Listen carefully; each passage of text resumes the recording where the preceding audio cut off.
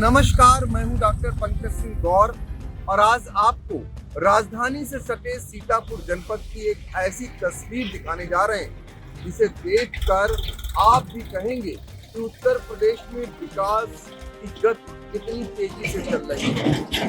ये वही सीतापुर है जहां पर अखिलेश यादव के समय का ड्रामा सेंटर बनकर खड़ा है और चालू नहीं हो सका है। यह वही सीतापुर है जहां पर अखिलेश सरकार के समय का बालिका डिग्री कॉलेज पुराने सीतापुर में बना पड़ा है लेकिन चालू नहीं हो सका है। अब हम आपको लेकर चलते हैं सीतापुर से लखीमपुर जाने वाले राष्ट्रीय राजमार्ग पर। 2015 में स्वीकृत हुआ था जब इसका निर्माण हुआ। उसके बाद आपको दिखाना चाहेंगे कि हरगांव के पास जो रेलवे क्रॉसिंग है वहां पर जो ओवरब्रिज बनना था उसकी हालत को दिखाएंगे। कैसे ओवरब्रिज दुर्घटनाओं को दावत दे रहा है। आए दिन लोग इस पर बाल बाल बच रहे हैं और बच क्यों रहे हैं ये भी बताएंगे। हमारे ठीक पीछे वही ओवरब्रिज है जिसका निर्माण कार्य इतना कच्छप गति से चल रहा है कि आज तक पूरा नहीं हो सका है। इसका कारण भी जानने का प्रयास करेंगे। कई रिपोर्ट स्थानीय संवाददाता हरगांव से आई इंडिया के अनूप रस्तोगी दिखा चुके हैं। कुछ देर के लिए जिम्मेदार हरकत में आते हैं और फिर गाड़ी उसी तरीके से पटरी पर लौट जाती है। क्योंकि ठंडक का सीजन शुरू हो चुका है, ऐसे में कोहरा भी शुरू होना लाजमी है। 2 दिन पिछले समय पड़ा और फिर से एक बार कोहरे का प्रकोप आने वाला है और लोगों की धुकधुकी तेज हो रही है। यदि कोहरा पड़ना शुरू हुआ तो उसके बाद लोग कहीं ऐसा ना हो कि सड़क से इसी पुल पर चढ़ाई कर दें और फिर वो दुर्घटना का शिकार हो जाएं, क्योंकि यहाँ कई वाहन इस पर चढ़ चुके हैं। अब देखिए हाल जो कार्यदायी संस्था है सेतु निगम, उसका हाल आपको दिखाने जा रहे हैं कि आज अखिलेश सरकार को गए हुए 8 साल होने जा रहे हैं और अभी तक ये पुल नहीं बन सका है। चलिए आपको लेकर चलते हैं। अब क्योंकि ठंडक का सीजन आ चुका है और ऐसे में इस पर कई वाहन चढ़ चुके हैं और उसके कारण वाहन न चढ़े, दुर्घटना रुके।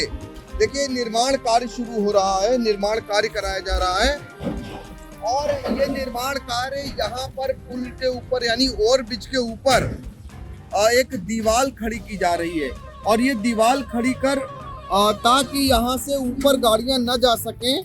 बताया ही जा रहा है कि 4 ऐसे वाहन हैं जो इस पर चढ़ गए थे। अब उसे रोकने के लिए ही ये दीवार खड़ी की जा रही है, लेकिन दीवार कितनी पक्की है ये तो बाद में बताएंगे। तो देखिए ये राजगीर ये काम कर रहे हैं और ये दीवार खड़ी कर रहे हैं। ये कब से दीवार बना रहे हैं बाबा? दीवार कब से बना रहे हैं? अरे हम लोग को मिला तो हो जाएगा, अतवार आएगा 2 हफ्ते हो जाएगा। 2 हफ्ता हो गया, अभी नहीं हुआ। इस पर तो कुछ वाहन भी चढ़ गए थे। वाहन तो भाई यहाँ पर चढ़ ही जाएंगे। हाँ जी, यहाँ पर चढ़ ही जाएंगे। क्यों? जब बोर्ड लगा रहे हैं कि जो रुकावट है नहीं दिखाई दे रहा है, सब कुछ लगा है तो हम लोग का कौन गलती है?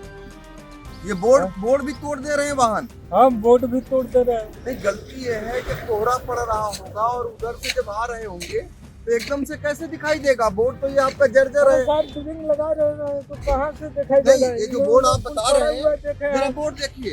इस बोर्ड में बताइए इसमें कहीं से कोई रिफ्लेक्टर वगैरह है? कैसे दिखाई देगा जब कोहरा पड़ रहा होगा? नहीं है, लगा हुआ है। इधर लगा हुआ है और नीचे में है। तो ये तो सिर्फ जर्जर हो चुका पूरा। देखिए खुद। नहीं तो ये टूटा हुआ है ना धक्का मारने को। अच्छा हाँ। तो ये आपको दीवार बताई गई बनाने को कितनी ऊंचाई की दीवार बनेगी? इसके बराबर कितनी ऊंचाई की? हाँ। कितनी 9 इंची बन रही है। तो जब लोहे का बोर्ड नहीं रोक पा रही गाड़ियां तो 9 इंची कैसे रोक लेगी ये?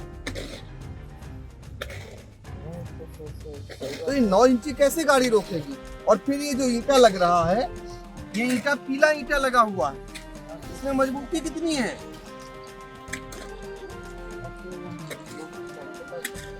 नहीं आप बता नहीं सकेंगे, लेकिन ये इतनी कमजोर जब ये दीवार होगी और ये इतनी कम उसकी होगी, 9 इंच की मात्र है। ये पीला ईंटा आप देख रहे हैं, ये पीला ईंटा है। ये जब आपका लोहा नहीं रोक पा रहे वाहनों को, तो ये पीला ईंटा कैसे रोकेंगे? क्यों? कौन बनवा रहा? साहब आए यहाँ कभी? साहब नहीं है। किसने आपको बोला? ठेकेदार ने बोला? मुंशी बोला। मुंशी यानी ठेकेदार का मुंशी? हाँ। वो आए कभी देखने? नहीं, मुंशी तो नहीं है, और साइड में काम कर रहा था। तो सवाल इसी बात का, 9 इंच की ये दीवार जो है, ये रोकेगी कैसे? जब लोहा नहीं रोक पा रही तो ये वाहन रोक पाएगी ये? चलिए, आप तो राजगीर हैं, आपका हाँ। काम है, जितना आदेश मिला आपने किया होगा, लेकिन ये सब भगवान भरोसे है। और देखिए, मैंने आपको बताया, ये हरगांव का वो ओवरब्रिज है जो पिछले करीब 8 सालों से निर्माण की राह देख रहा है, और ये आलम देखिए कि अभी तक ये बनाया नहीं जा सका है। और अभी भी इसका आलम ये है कि इस पर जब लखीमपुर से कोई आता है तो जब कोहरा पड़ता है तो उसे दिखाई नहीं देगा, और जब दिखाई नहीं देगा तो वो सीधा इसी रोड पर चढ़ेगा और इससे टक्कर खाएगा। और फिर तो भगवान भरोसे है, अगर वो बच गया तो ठीक है, नहीं तो नहीं। इसके पीछे कारण ये है, दरअसल आगे जो है रेलवे का ओवरब्रिज, और वो रेलवे का ओवरब्रिज अभी तक नहीं बन सका है, जबकि ये जो जहां तक निर्माण कार्य होना था ये लगभग कंप्लीट होता जा रहा है, लेकिन उसके न बनने से ये नौबत आई है। अब जरा सोचिए कि 8 साल में एक अदद ये ओवरब्रिज नहीं बनाया जा सका है, और इसका परिणाम भी लोकसभा चुनाव में भारतीय जनता पार्टी ने देख लिया। इसी रास्ते से उत्तर प्रदेश सरकार के लोक निर्माण मंत्री जो पहले हुआ करते थे, जितिन प्रसाद, भी गुजरते थे। यही वो क्षेत्र है, उनका भी पुराना क्षेत्र रहा। यही वो क्षेत्र है जो धौरहरा से सांसद रही रेखा अरुण वर्मा, जो भारतीय जनता पार्टी के राष्ट्रीय उपाध्यक्ष, वो भी इसी मार्ग से गुजरती थी। और 4 सांसद कभी सीतापुर के हुआ करते थे, लखीमपुर के एक सांसद अलग। आलम देखिए कि आज भाजपा के पास लखीमपुर और सीतापुर को मिलाकर सिर्फ एक सांसद बचा है। फिर भी अभी भी इसमें चुनाव होने हैं, और अभी भी शायद जिम्मेदारों को नहीं लग रहा कि वो कहां पर गलत कर रहे हैं या कहां पर ध्यान नहीं दे रहे हैं। लेकिन जनता तो सब जान रही है ना, क्योंकि वो सफर कर रही है, और ऐसे ही ये सफर करती है, और ऐसे में जान जोखिम में भी डालती है। अब बच गया तो ऊपर वाला जाने, और नहीं तो कब राम नाम सत्य हो जाए कहा नहीं जा सकता। खैर, हमारे संवाददाता हरगांव से अनूप रस्तोगी हैं, जो इस पर कई रिपोर्ट्स कर चुके हैं। अनूप जी, ये जानना चाहेंगे, जरा इसकी पृष्ठभूमि बताइए, और क्या लगता है अब दुर्घटनाएं रुकेंगी इस निर्माण कार्य में? जी, आपको बता दें पंकज जी कि ये सीतापुर लखीमपुर राष्ट्रीय राजमार्ग है।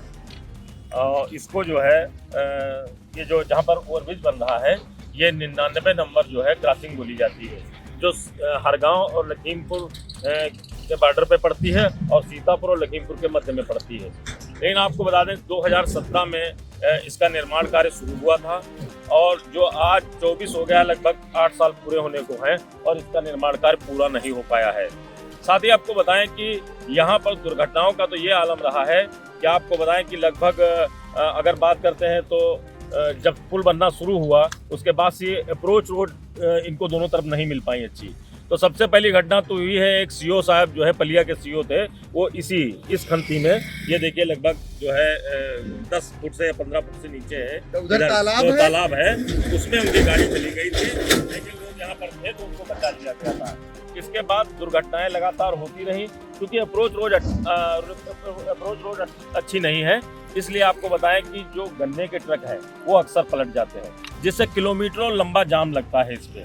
और साथ ही यहाँ पर दुर्घटनाओं में कई मृत्यु हो चुकी है। अभी कुछ दिन पूर्व एक शर्मा फैमिली थी, मोटरसाइकिल से जा रही थी, लगभग 10 या 15 दिन हुए हैं, तो उसकी जो है इसी में मोटरसाइकिल से वो पलट गए, क्योंकि सड़क उबड़ खाबड़ है, काली जो है उनके ऊपर चढ़ गई और उस महिला की दुखद मृत्यु हो गई। इसके साथ ही आपको बताएं कि 2 कार उधर से जो है चढ़ चुकी हैं उस सिरे से, जो लखनऊ से आ रहे थे वो चढ़ गए।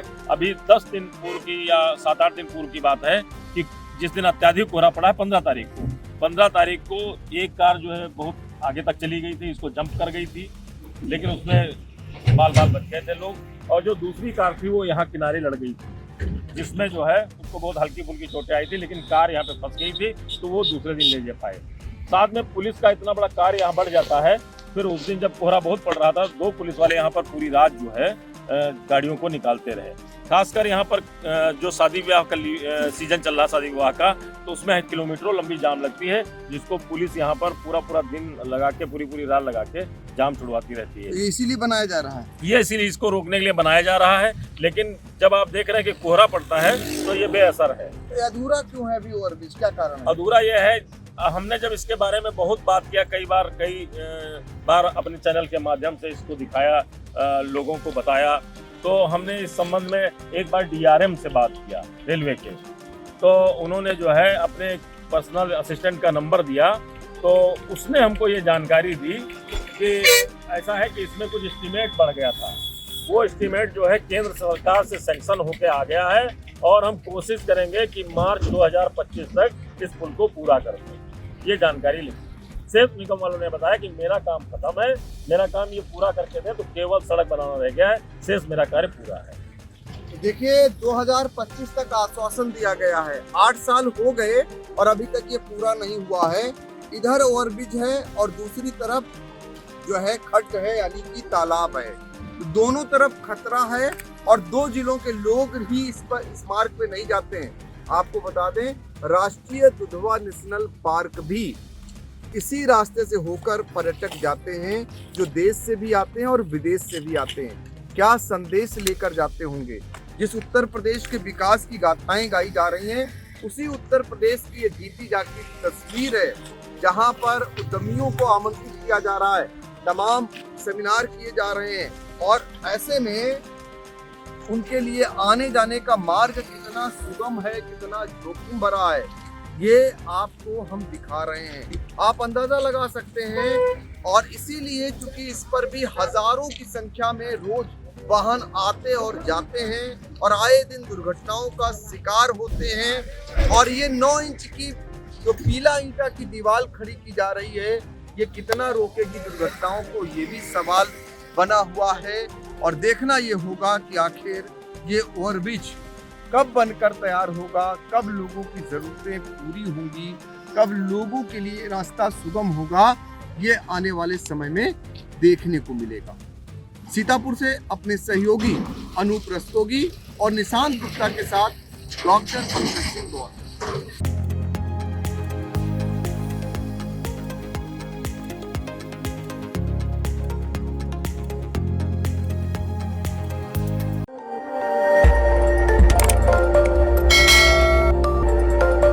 खबर आपकी, नजर हमारी। देखते रहिए आई इंडिया।